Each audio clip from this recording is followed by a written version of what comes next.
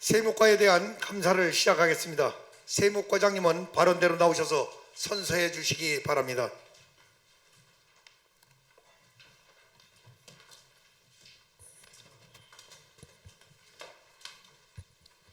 선서. 본인은 여산군의회 행정사무감사 특별위원회 2025년도 행정사무감사에 임함에 있어 성실하게 감사를 받을 것이며 또한 증인으로서 증언을 함에 있어 지방자치법 제49조와 같은 법 시행령 제46조 및 예산군의회 행정사무감사 및 조사에 관한 조례가 정하는 바에 의하여 양심에 따라 숨김과 보탬이 없이 사실 그대로 말하고 만일 진술이나 서면 답변에 거짓이 있으면 위증의 벌을 받기로 맹세하고 이에 선서합니다. 2025년 6월 18일 선서자 예산군 세무과장 이완호.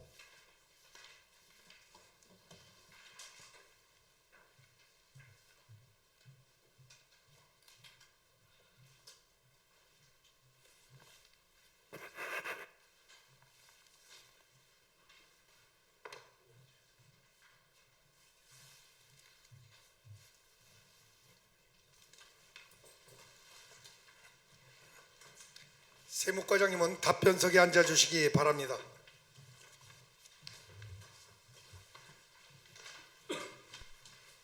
세무과장님은 의원님들의 질의가 군민의 대표로서 군민의 입장에서 질의하는 것임을 인식하고 성의 있는 답변을 하여 주시기 바랍니다.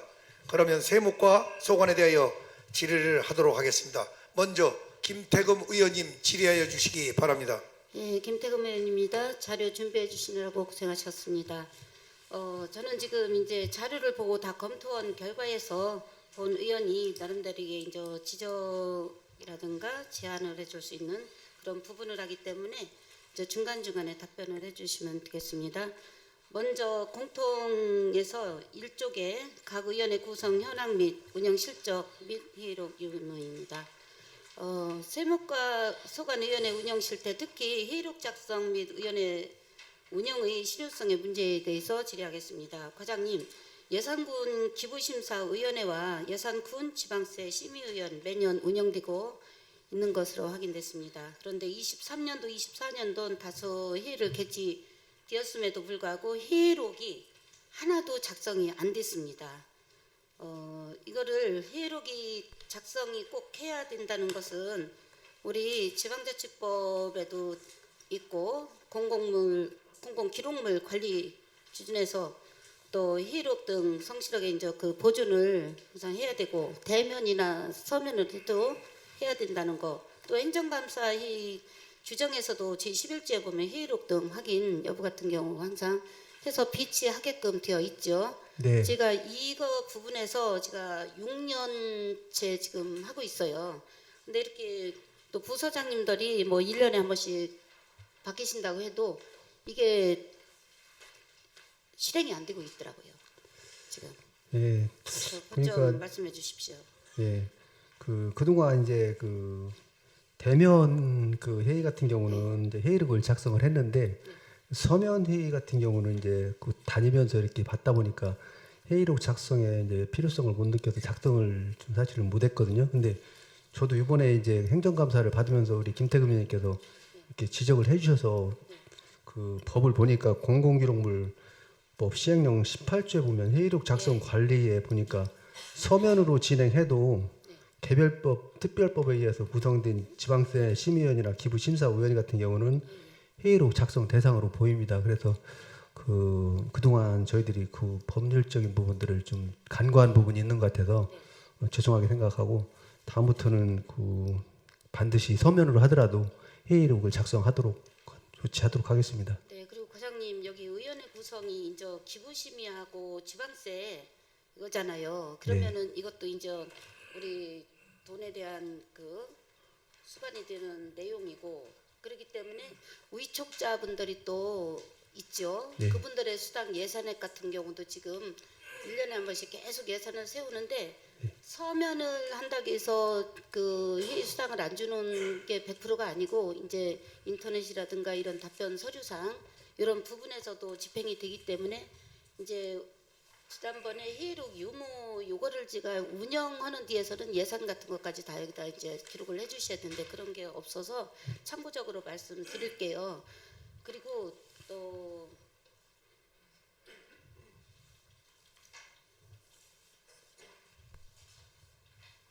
예산액이 지금 뭐 크게 많지는 않을 것 같아요. 근데 그게 작은 돈이 모으면은 진짜 탑을 쌀 수 있는 그런 기 때문에 신중하게 좀 생각해 주시고요. 네. 하여튼 지방자치법 행안부에서 의원의 요 부분을 이렇게 꼭 회의로 필수 보조 문서로 사유가 되니까 네. 꼭 좀 챙겨 주시고요. 네, 알겠습니다.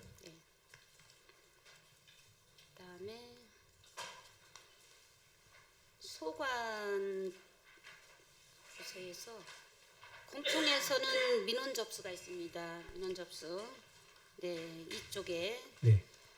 그것도 뭐 자료 보셔도 되고 안 보셔도 되는데 세무과에서 접수된 민원 실적이 3년간 민원 관리 체계 부실 문제에 대해서 이제 질의를 하겠습니다.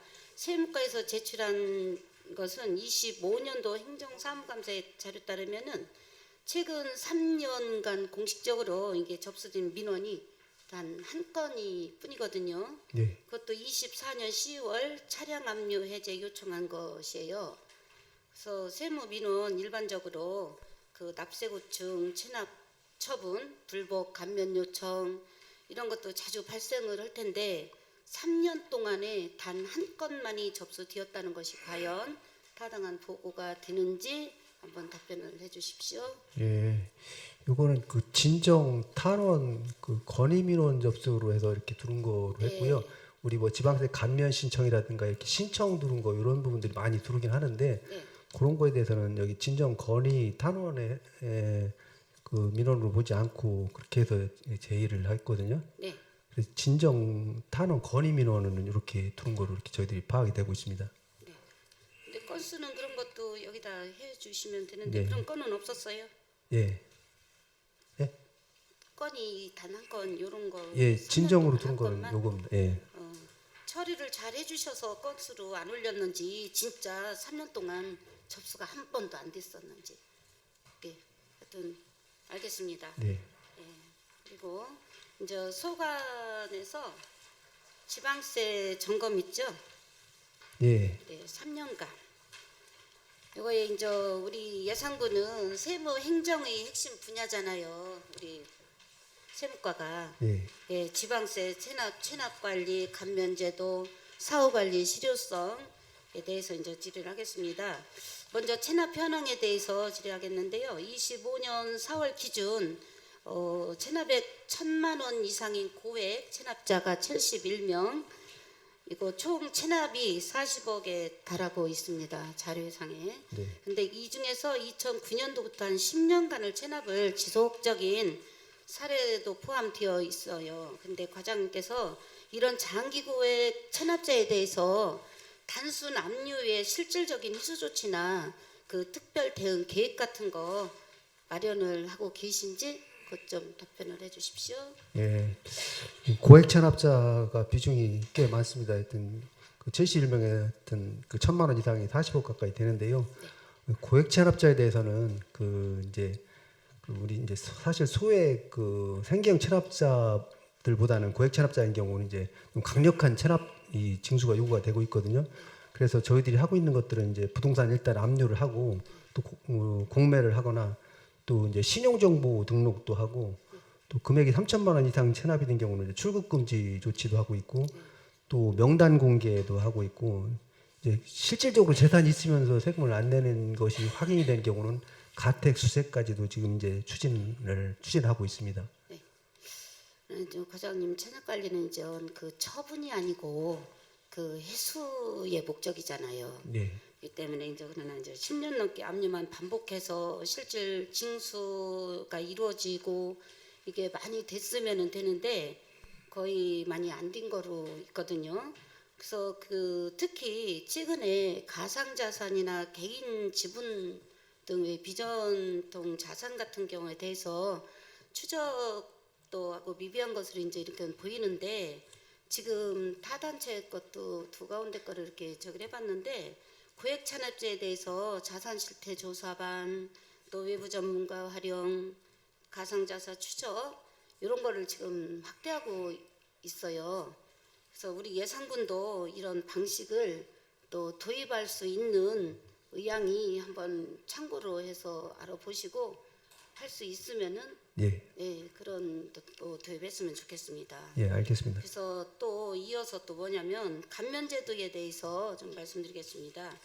작년 감면액이 무려 88억 원에 달하면서 감면율이 10%를 초과했습니다. 자료상에.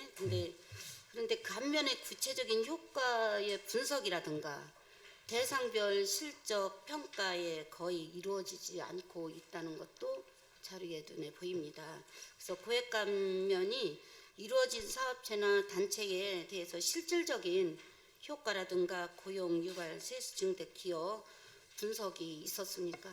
이 감액이 이렇게 많이를 체제를 해줬는데 실질적으로 성과.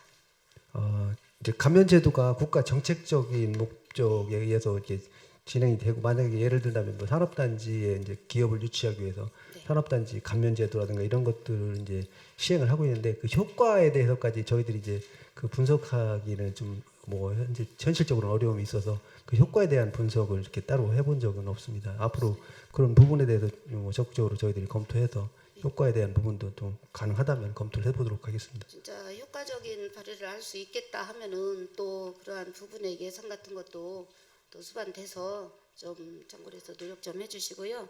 지방세는 자치 행정의 근간이잖아요. 그러나 이제 체납자는 늘면서 감면은 확대되고 사후 관리는 또 실효성이 낮아지고 이렇게 하면은 항상 계획한 대로 했다가도 효과 없으면은 1년 지나 또 한 번 해볼까 하면 계속 낭비가 수반되는 거고, 그렇기 때문에 자체 재원 기반 허물어질 수밖에 없어요. 그렇기 때문에 예산군이 보다 이렇게 투명하고 실적인 세무 행정 이런 걸 통해서 그래도 신뢰받는 세정 기관으로 이렇게 거듭나고 이렇게 해줬으면 좋겠습니다. 예, 잘 알겠습니다. 네, 이상입니다. 감사합니다. 김태금 의원님 수고하셨습니다. 김태금 의원님 질의에 대하여 보충 질의하실 의원이 계십니까? 질의하실 의원님이 안 계시면 박종수 의원님 질의하여 주시기 바랍니다. 저는 세무과에 4가지 공통 질문을 드렸는데 모두 다 해당 없다고 하셨기에 제 질문은 없습니다. 이상입니다. 네, 박종수 의원님 질의에 대하여 보충 질의하실 의원이 계십니까? 더 질의하실 의원님이 안 계시면 이상호 의원님 질의하여 주시기 바랍니다. 예, 이상호 의원입니다. 저는 세무과 공통 질문으로 지방 보증 관련해서 한 건 자료를 받았습니다. 그 지방세 성실납부 이게 육성 사업이죠. 예, 그러니까 3년간 이렇게 계속 집행을 했네요. 네. 모두 집행 잘 되었고 별도의 잔액 반납 환수 사례는 없다고 보고되었네요. 예, 그런데 이 사업이 3년간 반복적으로 추진되면서 성과 분석이나 효과성 평가 자료는 제출하지 않았어요. 그래서 제가 추가로 이거를 좀 부탁을 드리고요. 이게 우리 단순히 예산을 다 썼다고 그런 이유만으로서 사업이 뭐 타당하거나 잘 됐다고 평가하기는 좀 그렇고, 그래서 이에 대해서 좀 제가 질문을 드리겠습니다.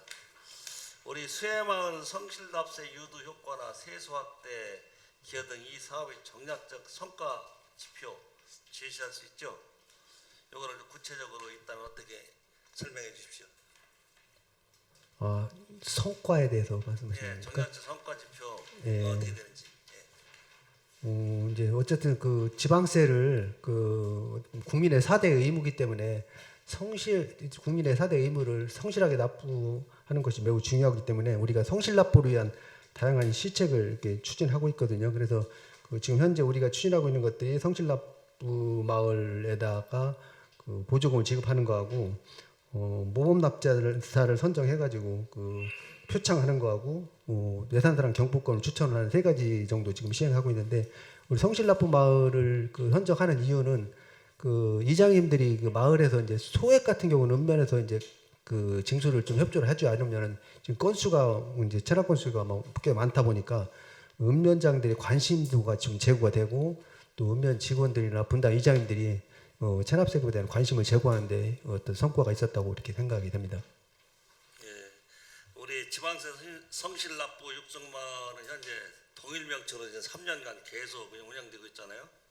예, 그럼에도 성과 공유의 개최 실적, 또 연도별 대상마을의 평가 등급, 또 우리 수혜마을 내에서의 실제 활용 사례 등 이게 사후 보고는 매우 이게 부족한 실적인 것 같아요. 거기에 대해서는 이 반복적으로 보상성 사업만 하지 않도록 우리 관장님께서는 이걸 좀 방향을 좀 바꾸고 싶다는 부탁을 드립니다. 이에 대해서 한 말씀 하시죠.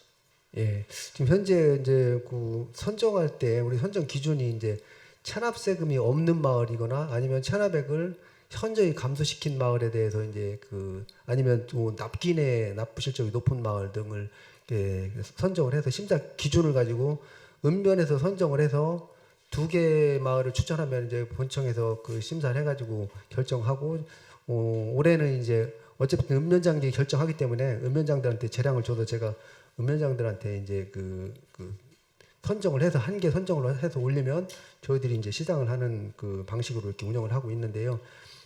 이제 마을별로 인구수가 적은 마을이 있고 인구가 많은 마을이 있고 하다 보니까 그또 정량 평가만 지금 현재 하고 있다 보니까 그 인구가 적은 마을이라든가 이런 데는 상대적으로 또 불리할 수도 있고 그래서 의원님이 지적하신 대로 좀 불합리한 부분이 있다고 하면 정성 평가를 통해서 읍면에서 이장님들이 마을의 일에 적극적으로 협조해 주시고 읍면에 적극 협조해 주는 마을에 대해서 또 이렇게 그 성실납부 마을로 지정될 수 있도록 하는 방안도 한번 고민해 보도록 하겠습니다.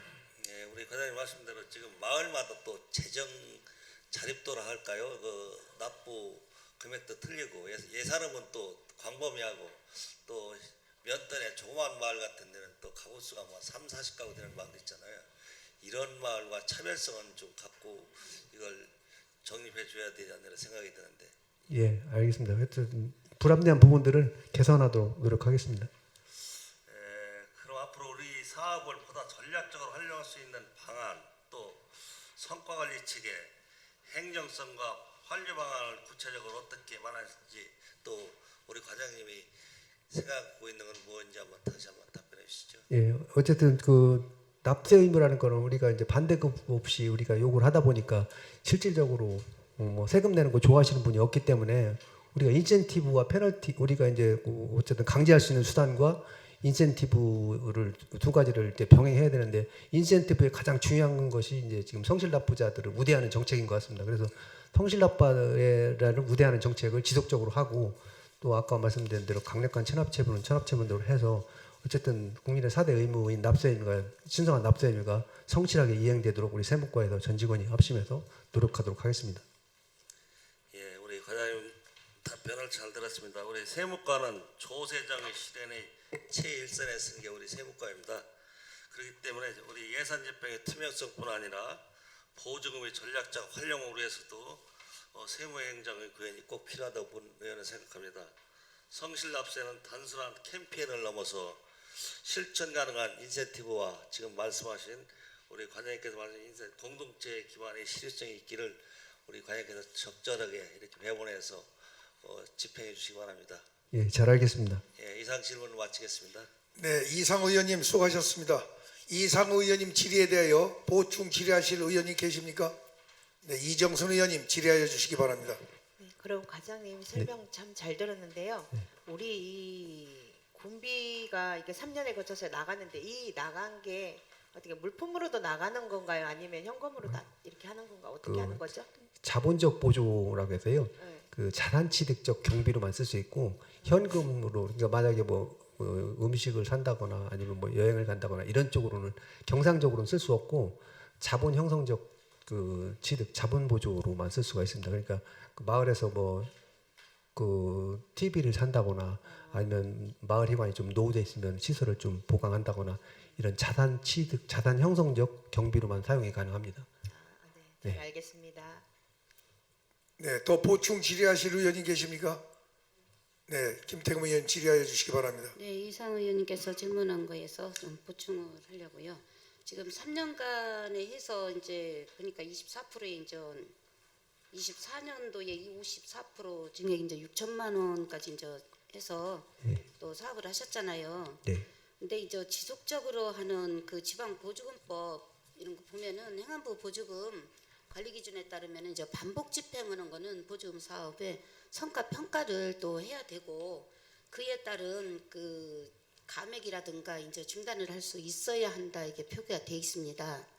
근데 우리 과장님께서는 이 사업을 지금 그 부서로 가신 지가 예, 1년 돼 갑니다. 1년 됐죠?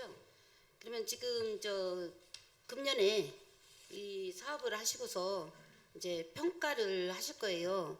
그러면 그 평가 그 기준 지표, 성과 지표 그에 따른 그 평가의 결과 있죠. 네. 그게 내용이 어때요? 저도 확실하게 이제 여기서 평가를 잘했냐 못했냐 이거를 하는 건지 그거에 대한 또 마련을 해줄 수 있는 또 계획적이 있는지 그것 좀 한번 성과평가에서 말씀해 사후 주십시오. 성과 분석을 예. 아까 말씀하셨는데 저희들이 사후 네. 평가 분석을 이제 뭐 형식적으로 이렇게 실질적으로 한 적이 없는 것 같아가지고 예. 우리가 이제 막연하게 저기 성실납포마을에 보조금을 줌으로써 아까 말씀하신 대로 그 납세 분위기 조성하고 이런 차원에서만 성과 분석을 했지 실질적으로 뭐 그거를 계량화돼 가지고 이렇게 줬더니 이렇게 성과가 나왔다 이런 그 어떤 계량화된 분석을 한 적은 없어서 제가 그 부분은 좀 말씀드리는데 좀 그 자리에 계셨던 한계가 있습니다. 책임자분들도 계속 이런 식으로 해오신 건가요?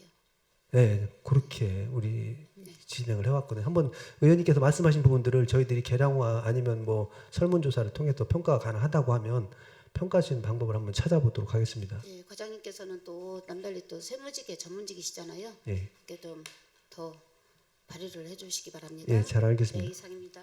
더 보충 질의하실 의원님 계십니까? 안 계시면 이정선 의원님 질의하여 주시기 바랍니다.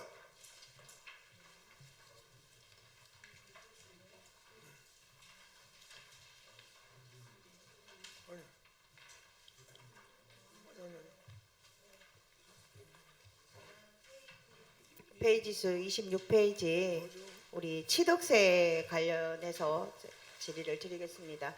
과장님, 우리 지금 여기 살펴보면 취득세 감면 추진 현황에 보면 448건에 우리 17억 1천만 원이 추징이 되었죠.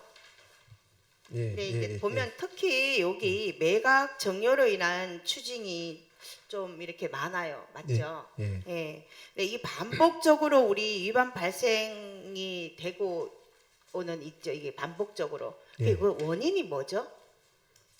이제 감면해줄 때는 원래는 이제 세금을 다 내야 되는데 감면해줄 때는 이제 그 감면 목적이 있거든요. 만약에 이제 아까 얘기한 대로 자격농민이 이제 농사를 짓겠다고 사야 되는데 농사를 짓겠다고 사고서니 우리 2년 이내 그 팔거나 아니면 뭐 농사를 짓지 않는 거나 아니면 이제 산업단지에 이제 기업 입주하면서 그 취득을 하고 그 뭐 어떤 여건이 발생해서 매각을 하고 이전한다거나 하게 되면 이제 그거에 대해서 감면 목적대로 쓰지 않기 때문에 추징한 거거든요. 그래서 그런 사유가 발생이 반복적으로 되긴 하는데 반복적으로?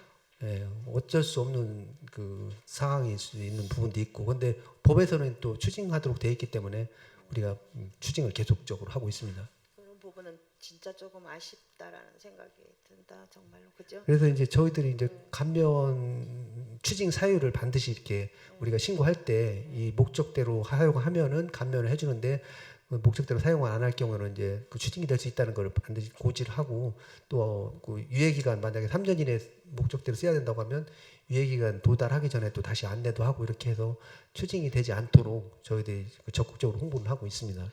그럼 우리 현장 점검 이렇게 하잖아요. 네. 예, 갔을 때 어떤 방식으로 우리가 이 현장 점검이 이루어지는지 한번 설명.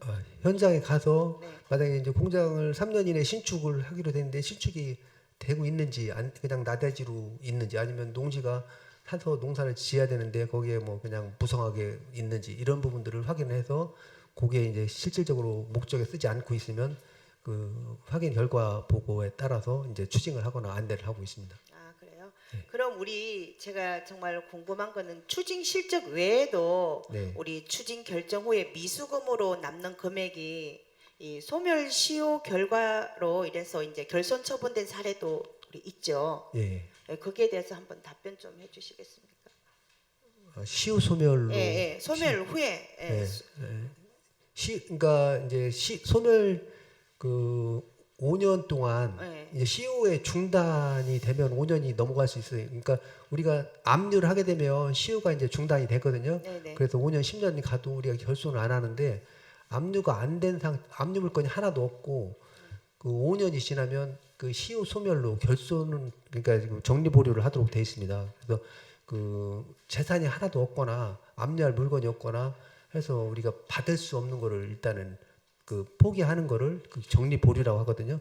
그래서 5년이 경과되면 우리가 시효 소멸로 결손을 하고 있습니다. 그런 금액이 큰가요? 어때요? 예, 매년 그 시효 소멸로 인한 결손도 많이 있습니다. 아, 그래요? 실질적으로 부관했는데 부과하고 나니까 뭐 거의 빈털터리인 분들도 많이 있습니다.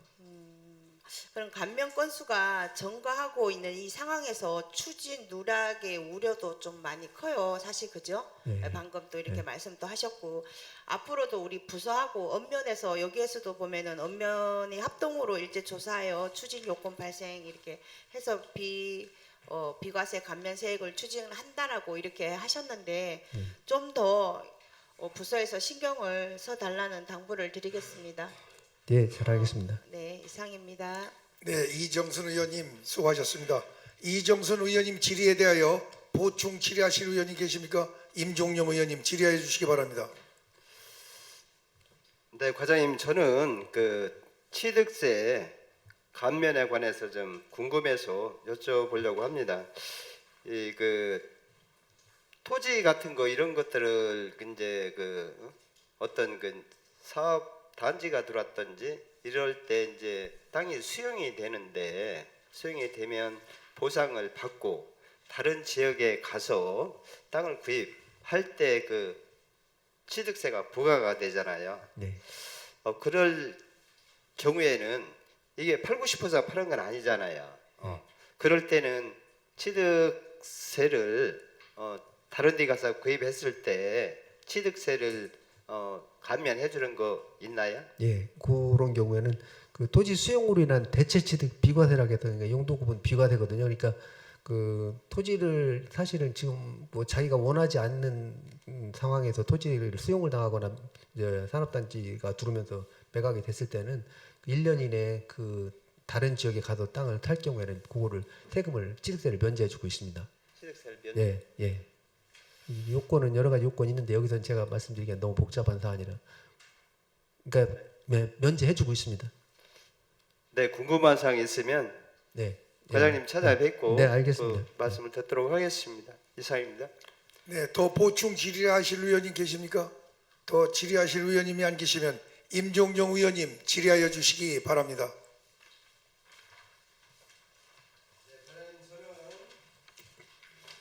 민관 의탁 현황 한 건과 그리고 행정심판 한 건과 2월 사고 명시 계속비 그 내역을 말씀을 드렸는데 저는 해당 없음으로 연락을 받았습니다. 그래서 저희 질의는 종결을 하도록 하겠습니다. 가름하겠습니다. 이상입니다. 네, 임종용 의원님 질의에 대하여 보충 질의하실 의원님 계십니까? 또 질의하실 의원님이 안 계시면 강성구 의원님 질의하여 주시기 바랍니다. 저희 시간 다 쓸 것 같은데 그냥 해요? 알겠습니다. 먼저 공통 질의하고 부서 질의 있는데요. 다른 거는 뭐 저기 하고 부서 질의만 하도록 하겠습니다. 먼저 부서 질의 제가 드린 것이 지방세 등 세원 관련해서 총괄적으로 좀 질의드리려고 하는데, 먼저 저희가 지금 지방세 징수 부과 현황에 대해서 최근 5년 거를 주셨는데, 이거를 보면서 저희 위구심이 드는 게 뭐냐면, 그 질의드리기 전에 일단은 저희가 일반 지방 행정직 공무원이라든지 시설직 공무원들을 제외하고선 그 세무직 공무원들만 갖고 있는 권한이 있는 게 있죠. 징수권한 있잖아요. 징수권한. 네, 예, 그 징수권은 일반 행정직도 갖고 있어요. 저기 그 세수입에 대해서는 국세 징수법 준용해서 할 수 있습니다. 예. 그래가지고 그러면 제가 알기로는 과장님이 일기 지방 세무직 출신이시란 말이에요. 네. 그리고 제가 이제 의회에서 있는 동안 항상 언급되었던 게 지방세 부과 및 징수 현황에 대해서 왜 항상 결손액이라든지 정류보류액이라든지 이런 것에 대해서 끊임없이 이야기가 나왔잖아요. 그랬잖아요. 그리고 연말에 가가지고 왜 이게 세수치기가 틀리냐 맨날 이런 거 물어보고 했단 말이에요. 근데 이게 저는 좀 위도성이 있다라고 보여지는 거예요. 이 자료를 보고. 그 위원님들 잘 보이실지는 모르는데 도세야 그렇다 치더라도 2020년도에 저희가 군세 징수액을 보면 591억 2,700만 원 맞죠? 20년도 군세 징수액 591억. 예. 그러면은 이게 그대로 당초 목표액으로 올라가 21년도 군세에. 그런데 전년도에 징수한 보다 당초 목표액을 작게 잡아요. 21년도 군세 당초 목표액이 584억으로 줄어요. 그러고 나서 그의 징수액이 655억 2,400만 원으로 바뀌어요. 그러고 나서 대략 22년도에 더 줄여요. 588억으로. 계속 그래요. 계속. 어떤 특정한 시기 경제 위기다, 경제 호황이다 이런 게 아니라 애초에 당초 목표의 지방세를 낮게 잡는 거죠. 굉장히 낮게 잡는 거죠.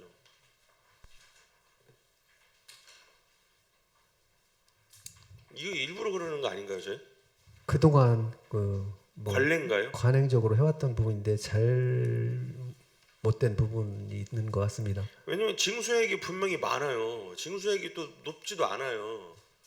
징수액보다 낮은 목표액을 설정한다? 그리고선 변경 목표액을 가져요. 그래서 제가 이거를 왜 그러시는 좀 궁금증을 갖고 좀 찾아보는데요. 저희가 지방제적법에 보면은 관리규칙에 보면은 그 지방세 세수 징수율에 따라 가지고 위험하고 경고인가요? 두 계절로 나눠지는 거였죠.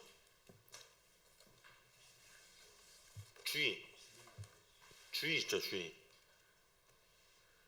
정확하게 재정주의 단체 설정하는 거였죠. 재정주의 단체, 재정 위기 단체가 있고 재정 주의 단체로 지정이 되잖아요. 지방자치단체가. 예. 그 지방 재정 주의 단체로 지정되는데 기준이 지방세가 포함이 되죠. 포함돼요. 80%, 90% 넘으면은 그 위험 단체로 해가지고 정부에서 직접적으로 개입하고 재정 주의 단체로 지정이 되면은 그거에 대해서 어떤 그 페널티라든지 이런 건 없는 대신에 이거 좀 따져봐야 된다고 한단 말이에요. 혹시 그것 때문에 이거 이렇게 하는 건가요?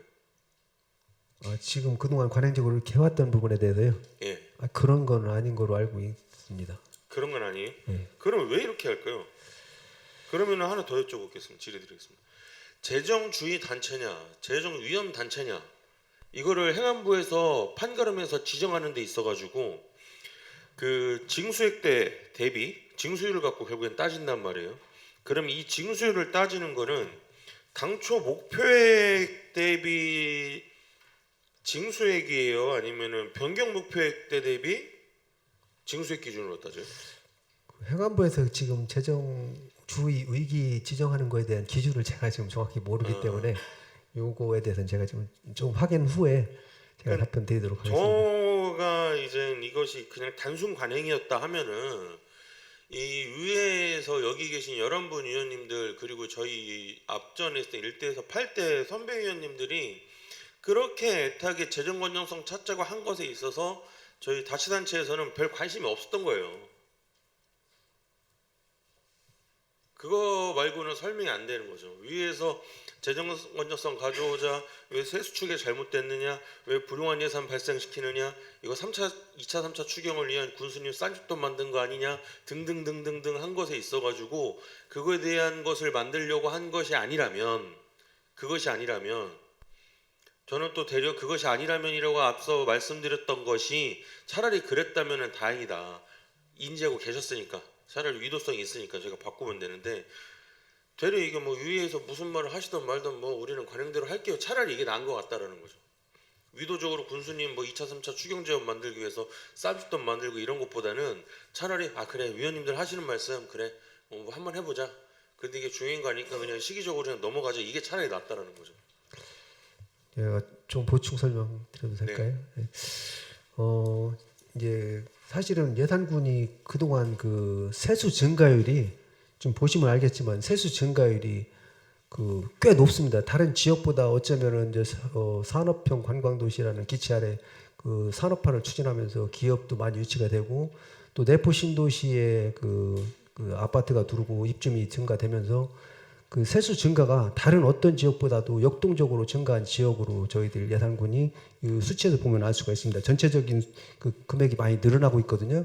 그래서 그 증가되는 부분들을 저희들이 다 예측할 수가 사실은 없는 측면이 있습니다. 그러니까 우리가 그 성숙 단계에 있는 자치단체면 매년 거의 비슷한 수준의 어떤 세수 축에 강선 의원님께서 지적하신 대로 좀 그런 부분도 있는데 우리 같은 경우는 좀 약간 그 역동적이고 성장 속도가 좀 빠른 지역이기 때문에 우리가 그런 것까지 다 또 그 지방 소득세 같은 경우는 법인세 같은 경우는 소득세 같은 경우는 그 국세인 그 소득세의 증감폭이 워낙 크다 보니까 그거를 저희들이 미리 다 예측하기는 또 한계가 있습니다. 그리고 지방 소비세도 그렇고 부가가치세 23%를 주고 있는데 그런 부분들도 어떤 국세에 연계된 부분들에 대한 예측이 저희들이 좀 어려운 부분도 있고 그래서 그동안 이제 관행적으로 좀 그 추경에 반영하기 위한 어떤 재원 측면에서 관행적으로 했던 부분들은 앞으로 이제 시정을 해야 되고 또 몇 년 전부터는 지금 이제 그 추경 예산보다는 당초 예산에 모든 걸 반영하도록 해도 올해 같은 경우는 거의 당초 예산에 다 잡았습니다. 제가 작년에 와가지고 어쨌든 나중에 추경을 못 줘도 좋으니까 당초 예산에 다 줘라. 그렇게 해가지고 당초 예산에 최대한 잡을 수 있는 대로 작년에 잡았다고 저희들이 자신 있게 말씀드릴 수 있고요. 그래서 그런 부분들이 이제 그 세수 증가에서 추가되는 부분들에 대해서는 추경 때 반영하는 한이 있더라도 제가 있는 한은 당초 예산에 거의 다 반영할 수 있도록 노력하도록 하겠습니다. 예, 그렇게 개선을 해주셔야 됩니다. 그 답변 중에 말씀하신 뭐 지방 소비세라든지 재산세 관련된 부분도 그게 합당한 설명이 잘 안 되는 것이요. 이게 그 뒤에 이제 연도별로 해서 세목별 부가징수 현황을 보면 이것이 유동적인 것들이 아니에요. 그 차라리 뭐 그 법인세와 관련돼 가지고 그 매출에 따라서 발생하는 지방 소비세라든지 이런 것들에 대해서 그런 거라면 하는데 이 세금 지방세 차익 복합한 거 통합했잖아요 정부에서요. 그렇잖아요. 과장님 그렇죠? 그런 거를 따지면은 큰 수 차이가 안 나요. 그리고 내포의 아파트 증가하고 뭐 이런 것들이 있고 저희가 산단 뭐 말씀하시는 것 같은데 산단 같은 경우에도 지방세 감면 혜택에서 직접적인 이거 반영 안 돼요. 그러니까 저는 이건 뭐라고 보냐면 위도성이 있었던 없었던 지금 과장님 말씀하시는 것처럼 올바르게 세수축에 해가지고 적기에 요청해서 배정해야 된다. 예, 잘 알겠습니다. 예, 이거 하지 않으면은 그 과거에 했던 뭐 제가 앞서 말했던 뭐 이런저런 대여섯 가지 저희가 개선해야 될 사항에 대해서 계속 음역만 갖고 가는 거예요 저희가. 그런 거에 대해서 꼭 좀 개선해 주십사 네. 좀 당부의 말씀을 재차 3차 강조해서 드리겠습니다. 그리고 해당 부서 질의사항 중에 그 지방세 수문세원 발굴 현황에 대해서는 뭐 아직까지 뭐 대단한 성과는 아니지만 그래도 뭔가 노력하시는 결과물들이 막 보이잖아요. 과장님 가시기 전에 이런 요구가 저 말고도 추후에 계속 이루어지지 않겠습니까? 예. 예, 그러는 것에 있어가지고 가시적인 성과를 좀 내주십사 더 부탁드리겠습니다. 그리고 끝으로 25년도 지방세 및 세수익 연천의 추진 성과에 있어가지고 좀 위구 사항이 있어가지고 몇 개 좀 여쭤볼게요. 저희 그 위에 보고한 자료나 이제 언론 보도 자료를 보면 CDP 한다고 하고 계셔요. 예. 그 CDP 경력 개발 경로 한다고 하시는데 그러면 CDP 중에 OJT 하세요, OFJT 하세요? OJT입니다. OJT 하세요? 예. 그러면 이걸 어떻게 추진하고 계세요 지금?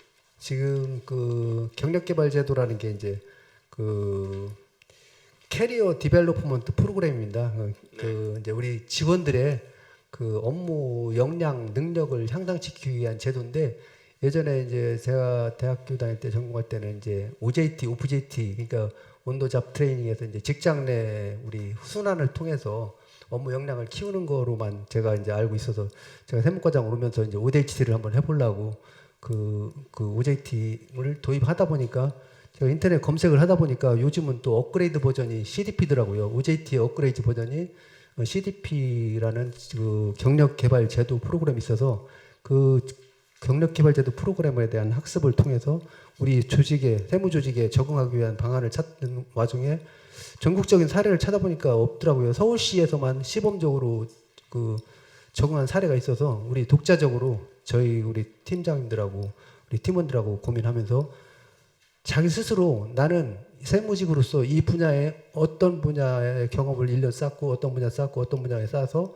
나는 최종적으로 어떤 전문가가 되겠다는 그 프로그램을 스스로 계획하고 과장은 그걸 도와줘서 우리 직원들이 그 자기 그 업무를 통한 직무 훈련이거든요. OJT가. 그래서 업무를 보면서 공부하는 것이 가장 저는 효과가 좋다고 생각해서 그런 방식으로 직원들과 스스로 설계하고 또 제가 이제 인사 그 전에 인사 국가 평가할 때 그걸 가지고 그 평가를 해서 다음 인사 때 자기가 가고 싶은 부서가 어딘지를 이제 물어봐서 자기가 순환하는 분야로 가급적이면 2년이 넘지 않도록 1년 정도 보고 업무를 순환하고 해서 업무를 통한 직무 능력 배양이라고 보면 되겠습니다.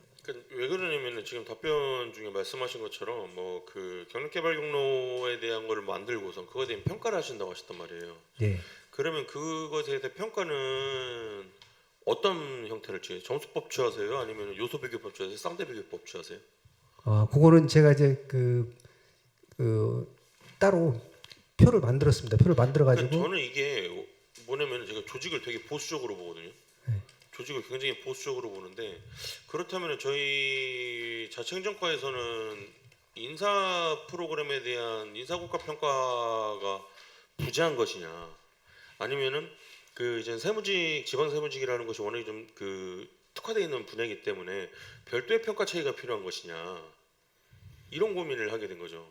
이런 거를 추진을 하시는 데 있어가지고 그리고 한 단계 더 나아가서 이제 그 과장님께서는 새로운 과에 대한 어떤 뭐 요구도 강하셨고 또 그에 따라 가지고 업무 추진에 있어 가지고 업무에 대한 열정도 강하시단 말이에요. 그러면 이제 그런데 불구하고 한석을 계실 수는 없단 말이에요. 그러면 이것에 대해서 시스템으로 정착이 되겠느냐는 좀 의구심이 드는 거죠. 왜냐하면 좋은 제도가 있다가 리더가 바뀌면 그 제도에 대해서 필요 없어 이렇게 되는 건 아니에요.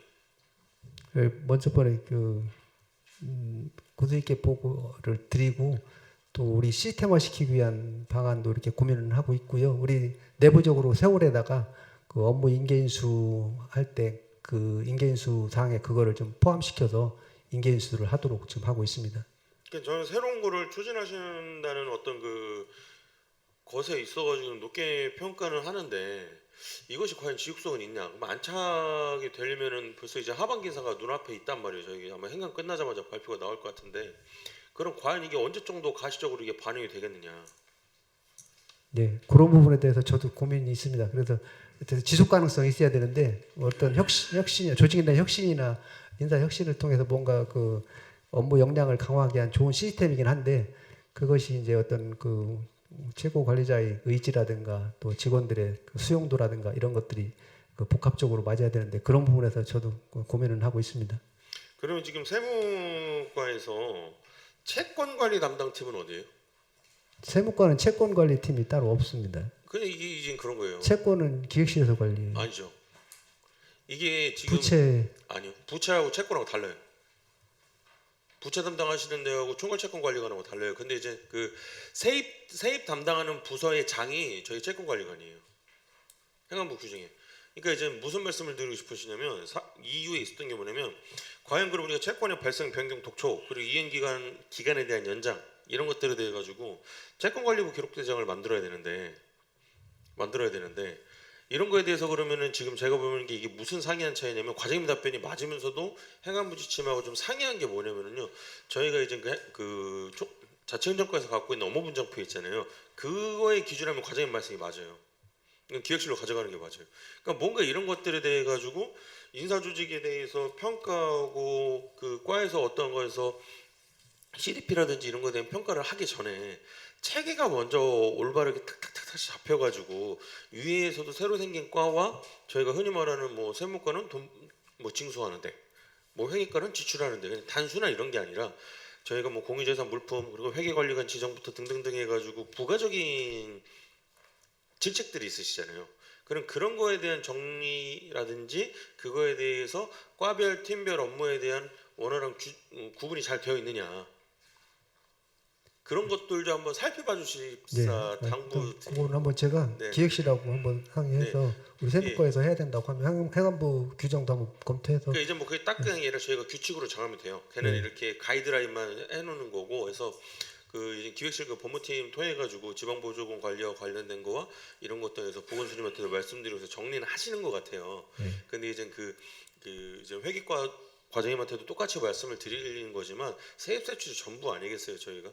그런 것에 있어가지고 그 이상적인 결과물이 좀 나왔으면 좋겠어요. 네, 알겠습니다. 그래야죠. 과장님들 뒤에 계신 팀장님하고 부하 직원들한테도 야 니네 왜 이런 거 잘 안 챙겨? 이런 평가 지표를 좀 들이밀고 싶은데 동의하는 거야? 팀장님들 뭐 직원분들 동의하십니까? 이렇게 해야지 이게 좀 원활히 자리 잡히지 않을까 싶은 겁니다. 네, 알겠습니다. 예. 그래서 이제 그리고 덧붙여서 제가 이번 행정사무감사 준비하면서 느끼는 것과 동시에 세수입 연찬의 추진 성과 봤는데 아 젊은 직원들한테 말 함부로 잘못하면 망신당하겠구나. 똑똑한 직원들 엄청 많구나. 이거를 다시 느꼈어요. 그 자료 봤더니 이 지방 세무 담당 공무원들이 이 정도까지 고민하고 있네 하는 그런 걸 느꼈거든요. 근데 이제 다만 아쉬운 거는 저희 예산군에 실효적인 연찬회가 좀 됐으면 좋겠다. 예. 당부의 말씀을 좀 드려보겠습니다. 그래서 그런 것에 있어가지고 항상 이제 개방적이시니까 덜 잘 받아들이실 거라고 생각을 하고요. 하여튼 그 연찬회 결과물에 대해서는 아쉽기도 하지만 그 과정을 봤었을 때는 젊은 직원들 엄청 똑똑하구나. 그러니까 좀 잘 기운 낼 수 있도록 격리해 주셔가지고 과장님 이후에도 좋은 세정과장님들 계속 올 수 있도록 좀 도와주십시오. 예, 잘 알겠습니다. 예, 이상입니다. 네, 강선구 의원님 수고하셨습니다. 강선구 의원님 질의에 대하여 보충 질의하실 의원님 계십니까? 네, 이정순 의원님 질의해 주시기 바랍니다. 네, 페이지 수 13페이지이고 우리 처리 결과는 4페이지인데요. 다른 거는 아니고 아까도 김태금 의원님도 여기에 대한 거를 했는데 지방세 우리 체납액 현황 및 징수 대책에 관한 건데 우리 이거 실태 조사를 이렇게 한다는 건 지방세 체납의 실태 조사를 한다는 거는 우리 체납액을 더 많이 거두겠다는 그런 뜻에서 이걸 한 거라고 저는 생각하는데 맞나요? 실태조사 예, 계획 수립한 거요? 예.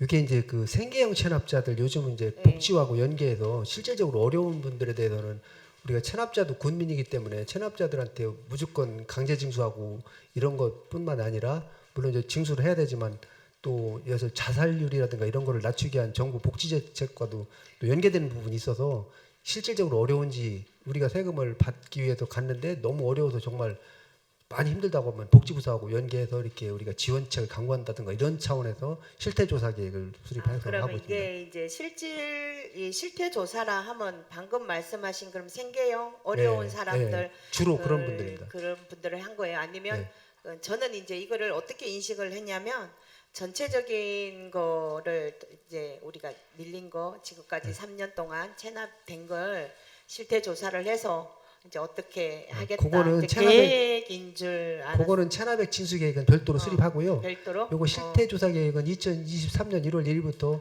지방세 실태조사 계획을 수립하도록 법에 법제화됐습니다. 그래서 2023년부터는 실태조사 계획을 매년 세우고 있습니다. 매년. 네. 네, 잘 알겠습니다. 네, 또 보충 질의하실 의원님 계십니까? 박종수 의원님 질의해 주시기 바랍니다. 시간이 많이 지났는데 제가 한 2분만 아까 그 우리 강선구 의원님이 질의한 내용에 대해서 그 세입 축에 우리 과장님 아까 말씀하실 때 이제 내년부터는 네. 그 세입을 정확히 네. 전년도 징수금에 대비해서 하신다고 했는데 맞는 말씀이에요. 맞는 말씀인데 이게 세입 추계를 하다 보면은 내년도 걷어들일 것을 이렇게 정확히 예측하기라는 것은 힘들어요. 그래서 이제 여기 그 아까 강선구 의원님이 지적하신 금년도 징수 금액을 가지고 이렇게 설정하는 방법도 있는데 이게 예산을 편성을 하면서 세입 추계를 정확히 맞추다 보면은 여건 변화가 생길 수가 있어요. 그래서 이제 여기도 보면은 21년, 22년 이렇게 쭉 보면은 한 70억, 2023년도에서 24년도로 넘어갈 때는 30억을 미반영 징수액 대비 미반영했는데 이런 것들을 이렇게 그 예산을 다루는 부서에서 취급하다 보면은 지방세하고 또 그 예산을 주로 하는 그 세입이 세의 수입도 있잖아요.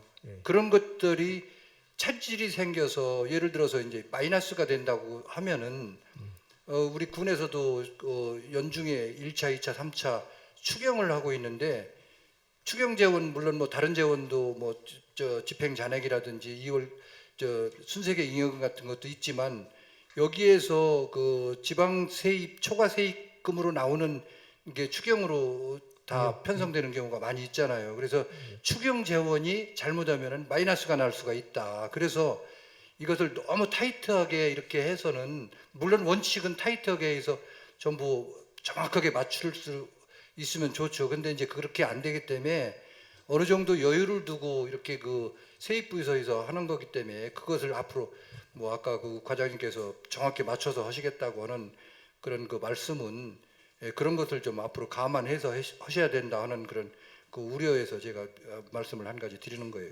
예, 잘 알겠습니다. 좋은 지적 감사드리고요. 어쨌든 그 또 사실 순세경 잉여금으로 그 추경 재원을 확보하는데 우리 잉여금이 활용되는 측면도 우리 현실적으로는 있는 부분도 좀 감안할 수밖에 없는 상황입니다. 그러니까 간단히 말하면 세입 추계는 어차피 내년도 걷어들일 세금이니까 정확할 수는 없어요. 그런데 이제 거기에 그동안 보수적으로 조금 여유 있게 해 왔던 거는 그런 건 뭐 우리 강성구 의원님이 지적하신 건 정확한 말씀이신데 그렇다 그래서 그것을 꼭 맞춰가지고 정확히 하시려고 하다 보면은 익년도 당초 예산이라든지 추경 예산에 차질이 생길 거다 하는 그런 그 걱정해서 말씀을 드리는 겁니다. 이상입니다. 네, 더 보충 질의하실 의원님 계십니까? 더 질의하실 의원님이 안 계시면 김영진 의원님 질의하여 주시기 바랍니다. 예, 과장님 김영진 의원입니다.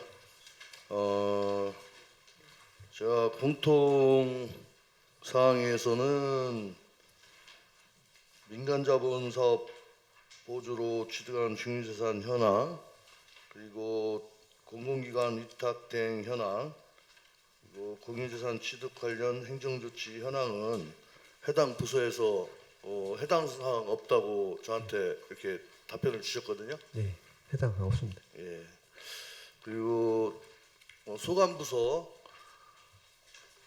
질의 한 건 있는데요. 그 37페이지 생계형 체납자 분납제 운영 실적에 있어서 지금 저한테 자료 주신 거 보면은 이제 22년도에 약 한 2억 5,400만 원 정도, 그리고 23년에는 4억 400, 24년엔 5억 2,500, 그리고 25년도 지금 언제야 그 4월까지 하니까 3억 6,600 정도가 되거든요. 예. 예. 예. 근데 이게 이제 그 증가된 이유가 어떻게 되는 건지 한번 설명 좀. 지금 이제 뭐 자영업자들이 정말 많이 어렵습니다. 그러니까 생계형 체납자들이 많이 늘어난다는 게 이제 수치상으로도 나타난 거고요. 이제 소액 그 생계형 체납자들이 이제 지속적으로 증가되면서 체납액도 물론 이제 고액도 같이 더불어 늘어나긴 하는데 역시 소액 자영업자라든가 좀 그 소액 체납자들이 많이 늘고 있고 그게 이제 그 예산군 같은 경우도 전체적인 세수 규모도 커지다 보니까 징수 인력은 그대로고 그러다 보니까 이제 사실은 그 약간의 어떤 그 납세 태만 쪽도 좀 가미된다고 보면 될 것 같습니다. 그러면 이게 이제 22, 23, 24 뭐 그 전에도 있겠죠. 네. 근데 여기에는 그 중복된 분들은 없는 건가요? 중복된 분도 같이 있습니다. 그러니까 지금 네. 그래서 이 수치상 보면 이 자료가 뭐 22년도에서 또 23년도 뭐 이렇게 4년도 이렇게 넘어왔을 것도 같더라고요. 내가 이 자료를 보니까. 네, 매년 체납자가 이렇게 관리가 되기 때문에 그러면 그 매년 체납자들이 22년도에서 23년도로 넘어오고 예. 넘어와서 또 이게 늘어나고 네. 또 넘어와서 늘어나고 요 데이터네요 이게. 하루하루 다르다고 봅니다. 체납은 어제 낼 수도 있고 오늘 새로 생길 수도 있고 그래서 이 하루하루 다른데 전체적으로 이제 인원이 작년보다 올해 늘어나고 이렇게 늘어나는 추세라는 말씀드리겠습니다. 그러면 이 체납된 유형이 어떻게 되죠? 체납 유형이요. 예. 체납 유형은 이제 그 뭐 여러 가지 뭐 사유가 있고 유형도 있는데 뭐 납세자가 이제 태만인 경우도 있고 또 뭐 그 아니 이제 저기 그 이 체납의 종류 그러니까 그 뭐 개개인 다 틀릴 거 아니에요. 예, 만 가지 사유가 체납자별로 뭐 다양한 너무 많은 사유가 다 있어가지고 그러니까 사유가 얼마나 많아요? 그 뭐 개인들마다 사정이 다 다르기 때문에 그거는 아니 뭐 지방세라든가 자동차세라든가 예. 뭐 주로 자동차세가 이제 체납세금의 많은 비중을 차지하고 있고 또 재산세도 많이 비중을 차지하고 있는데 자동차를 소유하고 있는데 이제 뭐 납부를 뭐 경제적 여건이라든가 뭐 납세 테마이라든가 여러 가지 사유로 이제 자동차세를 납부를 안 하면 우리가 이제 수액인 경우는 아까 좀 분납도도 하고 아니면 그 번호판 영치도 하고 이렇게 하고 있습니다. 그러면 우리 그 최저 생계비가 얼마로 알고 계세요? 한 200만 원 정도 되는지 최저 생계비가 우리가 압류 금지 그 예. 급여가 200만 원 그 정도 받으면 압류를 못 하고 있거든요. 한 185만 원 정도 예. 되고 이게 이제 그 서울시 예를 들어 보면 그 생활임금이라고 해갖고 네. 그거보다 좀 상향을 시켰더라고. 네. 생활을 해야 되니까. 그래서 우리 군에서도 지금 이 분납을 이렇게 하잖아요. 예. 하는데 제가 내가 주위에 아는 분이 한 두 분이 이 사회복지와 연계돼서 그 이런 그 세금도 내고 뭐 전기요금이라든가 뭐 건강보험 이런 부분도 하는 서비스가 있더라고요. 예. 그게 이제 그 어디야 그 저기 복지과 예. 복지과하고 이렇게 하는 건데 그래서 이런 분들이 아까 뭐 실질적으로 뭐 자산이 있으면서도 뭐 안내 그 태만하고 뭐 이런 분들도 있겠지만 우리가 유형을 보면은 뭐 이렇게 65세 이상이라든가 예? 뭐 무소득자 건강 상태 뭐 건강보험료 뭐 체납 전기료 체납자들 이런 부분도 있을 거예요. 예. 여기에서 그런 분류를 혹시 해본 적 있는지 예, 궁금해서 한번 물어봅니다. 따로 분류는 난데 한 적은 그러니까 이제 우리 과대 체납 대장에 체납 사유를 다 기록해 놓고 있기 때문에 우리가 알고는 있는데 이제 사유는 있지만 예. 거기에서 진짜 내가 어려워서 뭐 건강 상태라든가 예. 뭐 진짜 응? 뭐 무소득이라든가 네? 또 건강보험료 뭐 체납자 뭐 정규 이런 분들이 이제 우리 사회복지 서비스와 연계가 되는 부분이 있거든요. 예. 그래서 그런 부분을 좀 한번 체크하셔갖고 네, 네. 대상자들 진짜 아니, 건강도 안 좋은데 소득도 없는데 뭐 그 사람 또 분납하려면 또 쉽게 따라서 뭐 어떤 뭐 수급자라든가 돈을 어서 좀 받아갖고 조금씩 내는 것 같은데 그것도 있지만 이것을 한번 조사해 보면은 또 구제할 수 있는 방안도 있을 거예요. 예.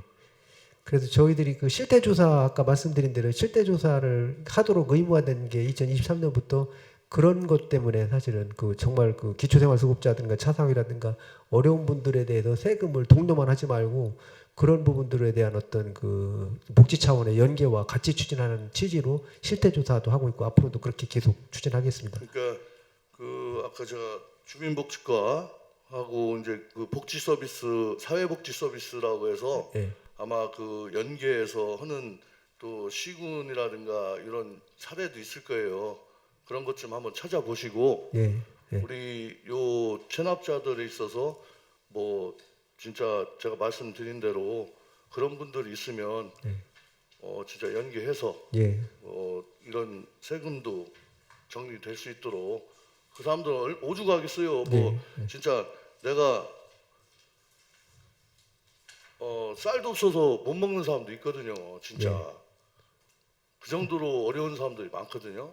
그래서 우리 군에서 지금 생계형 뭐 체납자 분납제도 좋지만 그런 분들을 찾아서 발굴해서 우리 세무과에서 세정과에서 해서 사회적으로 이렇게 연계할 수 있는 그런 방안을 찾아주시기 바랍니다. 예. 뭐 체납자도 아까 말씀드린 체납자도 국민이라는 생각으로 우리 따뜻한 대정을 펼치도록 하겠습니다. 예, 이상입니다. 네, 김영진 의원님 수고하셨습니다. 김영진 의원님 질의에 대하여 보충 질의하실 의원이 계십니까? 없으시면 본 위원장이 김영진 의원님 질의에 대해서 간략하게 이야기를 좀 하겠습니다.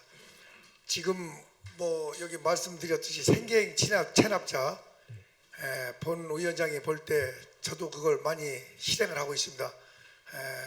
여기에 적응을 못하는 그런 어려운 분들이 있어요. 근데 또 그게 대납을 해줄 수 있는 방법도 있어요. 그래서 제가 예산군 사회복지협의회를 통해 가지고 SSN을 통해서 그런 어려운 사람을 찾아내 가지고 지원을 해주고 있는데 그런 부분도 우리 과장님 알고 계시죠? 예. 그래서 그런 부분도 활용을 해서 김영진 의원님이 이야기하는 부분 진짜 안타깝게 그지없어요. 물론 세금이라는 건 잘 쓰는 것도 좋지만은 많이 걷어들일 수 있는 그런 방법도 필요하거든요. 그렇기 때문에 우리 부서에서 뭐 능력 있는 우리 과장님, 팀장님들, 우리 저 주무관님들, 뭐 제가 뭐 이 자리에도 꼭 자랑이 아니라 서울시 못지않은 그런 능력의 소유자들 분들이 있다는 걸 전 지칭하고 싶습니다. 여러분들의 노고가 결국은 예산군 재정 확립에 큰 힘이 되리라 믿고 그런 부분들을 좀 감안해서 해주시기 바랍니다. 예, 잘 알겠습니다. 감사합니다. 네, 더 보충 질의하실 의원님 계십니까? 더 질의하실 의원님이 안 계시면 이상으로 세무과 소관에 대한 감사를 마치도록 하겠습니다. 세무과장님 수고하셨습니다. 자리로 돌아가 주시기 바랍니다.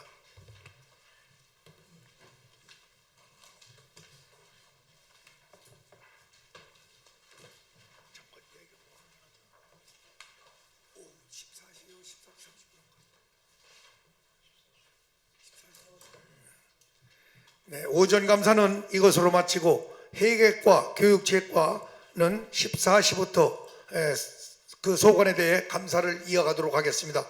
감사 중지를 선포합니다.